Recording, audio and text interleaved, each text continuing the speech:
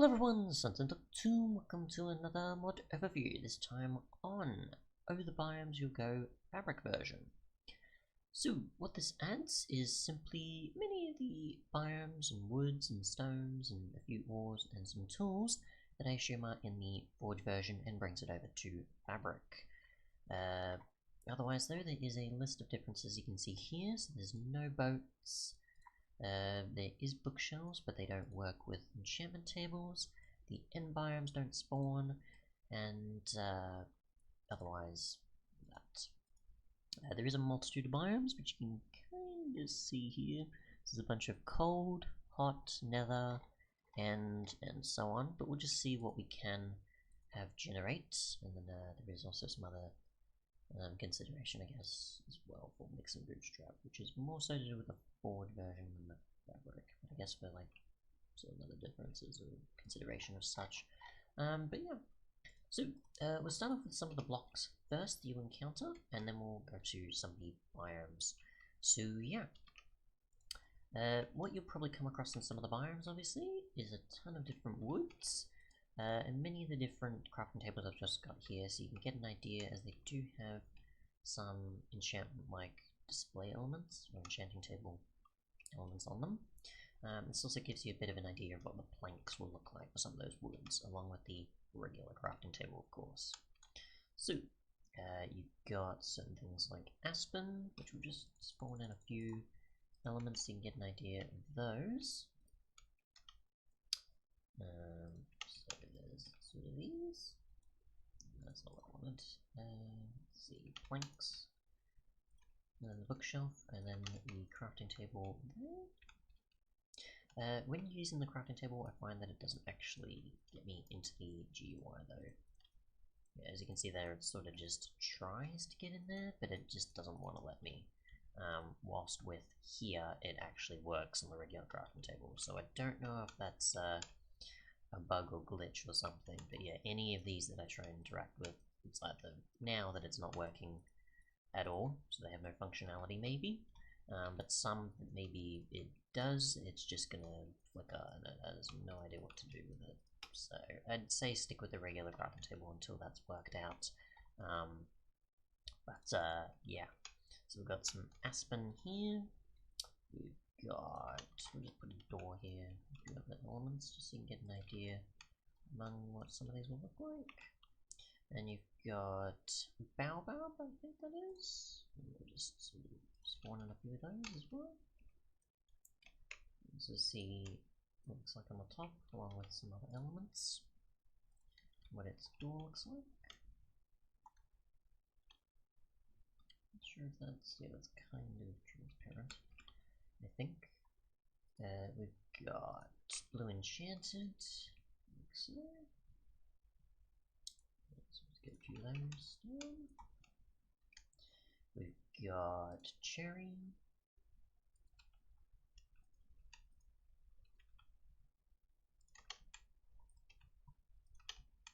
Like so.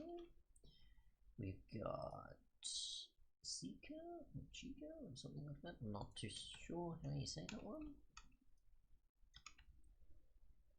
We've got cypress. Where's the planks? Here we go. So there's that. There is ebony.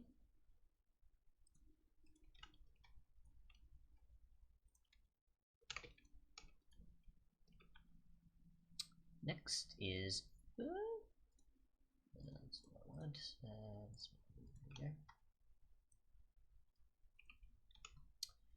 Along with green enchanted.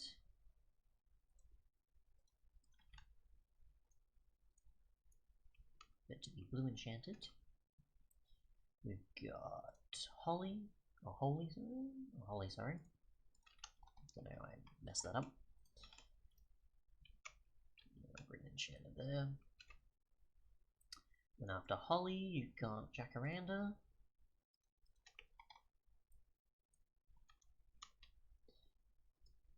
We have mahogany, mangrove, and then Otherwise, if you leave little things there, got maple, got palo verde or something, I assume. Doesn't possibly have planks, I think, unless they're placed elsewhere. So just place a few of these down.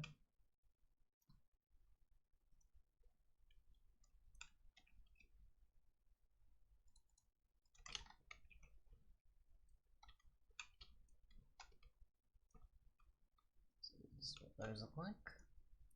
Let's see. Pine, I think I covered.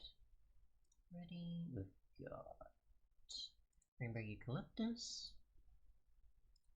redwood, and then cyrus and cypress. So there's that, along with willow at the end of the log. So that's what these look like as well.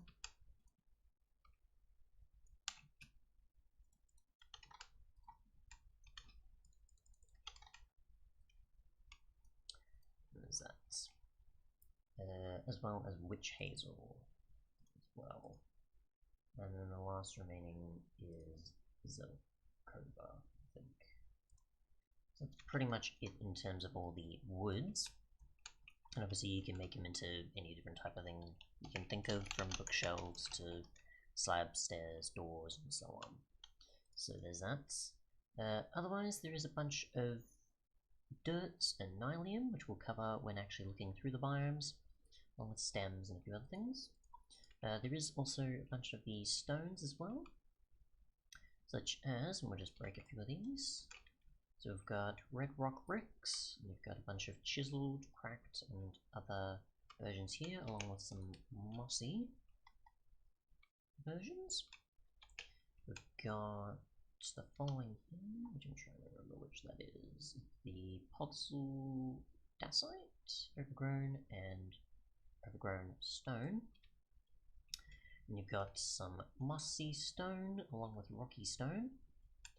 And then we also have the dacite and the scoria in a multitude of different forms, from tiled to cobble to brick forms to just its regular self, along with some soapstone in different variations, pillars, bricks, tiles, polished, and so on. And you have different sandstones, such as obviously white, purple, pink, blue, and black versions of sand and sandstone-like blocks. So there's that. Otherwise, we'll just end off on this part with the actual tools and armor and other things you might come across in the world. So, there is the two ores here, which is the ametrine and the penderite. As far as I've come across, you can easily mine these with a wooden pickaxe. I'll just demonstrate. So there's that, which gives you the actual ore back, and then you've got the ametrine, which gives you just the gem, and then obviously you can make tools with it. There is obviously no hoe or shovel, as you can tell, and you just smelt this into scraps and then make it into tools. So there's that. So we'll just cover these so you can get an idea of what they're able to do in comparison to, say, other ores and woods and such. So we'll just get obsidian even, because why not? Never know. And we'll just place these like so. Just get a bunch here to also show off their actual acceleration, harvesting speed capabilities. So there's that. So ametrine pretty much, I assume, works like an iron pick, but it gives you 64 durability, 4.8 attack damage, and 1.6 attack speed. The sword has pretty much the same, as well as the axe and the battle axe. So the battle axe obviously just requires the extra on the side from the axe there.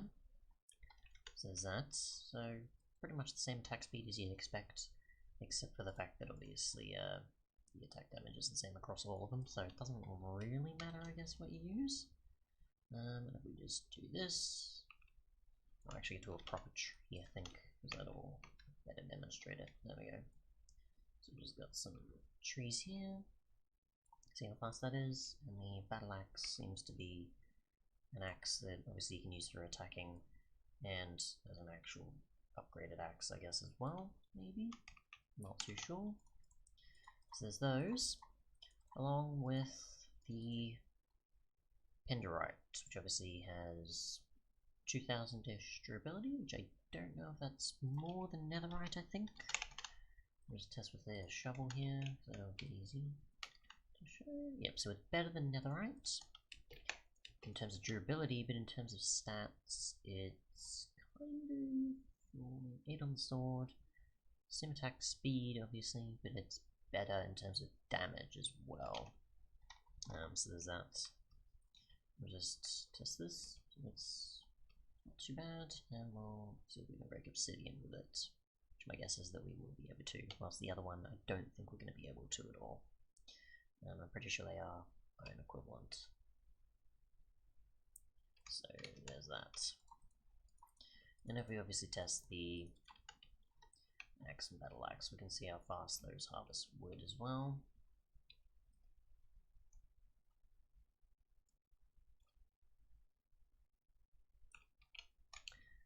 So there's that.